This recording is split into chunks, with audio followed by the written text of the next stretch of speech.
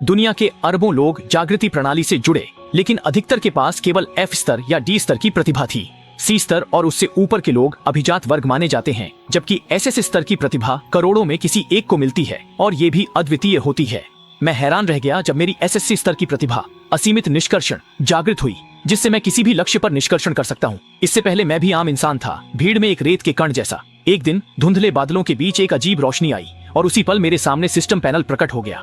इसी समय मेरे आसपास के सभी लोग भी मेरी तरह हैरान होकर अपनी आंखों के सामने हो रही हर चीज को देख रहे थे। जब मैं सोच रहा था कि ब्लू स्टार पर कौन सा देश या संगठन ऐसी तकनीक रख सकता है, तभी घोषणा गूंजी, जल्द ही सभी को जू तियानशालू शीजिए, अनेक लोगों का संहार संसार में भेजा जाएगा। दुनिया के सभी 15 से 50 वर्ष के स्वस्थ लोग एक साथ संसार में पहुंचा दिए जाएंगे। इस संसार में राक्षसी जानवरों का आतंक है, हर जगह दानव है और मृत्यु, संकट, अपार संसाधन व अवसर भी है। यहाँ तक कि अमृता भी मिल सकती है। अगले ही पल, इससे पहले कि मैं समझ पाता, अनगिनत प्रकाश पर्दे नीचे उतर आए और सभी युवाओं को अपनी चपेट में ले लिया। ये ब्लू स्टार के लिए आत्म मुक्ति का एकमात्र मौका था। आखिरी आवाज गूंजते ही मैंने आंखें खोली तो सिस्टम ने बताया कि यह 911 नंबर का नवागंतुक गांव है और यहाँ शुरुआती संख्या 1000 है। मेरी आंखों के सामने एक पर्सनल पैनल आया जिसमें मेरी युद्ध शक्ति एक सितारा आंकी गई थी। मैं सोच रहा था कि इतने लोगों में मेरी एक सितारा रैंकिंग किस स्तर की है। तभी सार्वजनिक चैट चैनल में संदेशों की बाढ़ आ गई, जिनमें ज्यादातर बातें डर और घबराहट से भरी थीं।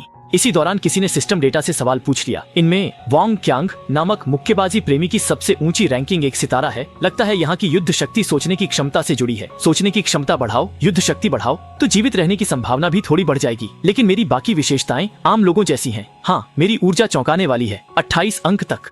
इसी समय एक घोषणा आई, सोचने की जागरूकता के अनुसार प्रतिभा को 9 स्तरों में बांटा जाएगा। सबसे कम F स्तर और सबसे ऊंचा 3S स्तर। 3S स्तर से ऊपर की प्रतिभा अद्वितीय होगी। फिर पूछा गया, क्या आप विशेष शक्ति जागृत करना चाहते हैं? इस समय निश्चित ही हाँ चुनना चाहिए। मूर्ख ही नहीं पर क्लिक करेगा। अगले ही पल मैं एक ऐसे स्थान पर पहुंच गया जहां चारों ओर सिर्फ रोशनी के गोले थे। अचानक एक गोला मेरी ओर तेजी से आया और मैंने अनायास ही एक ओर हटकर बचाव किया। मेरे वर्षों के अनुभव के अनुसार ये गोले निश्चित ही जागृति की प्रतिभा से जुड़े हैं, इसलिए सावधानी बरतनी होगी। सबसे शक्तिशाली प्रतिभा हमेशा सबसे अलग दिखने वाले गोले में होती है।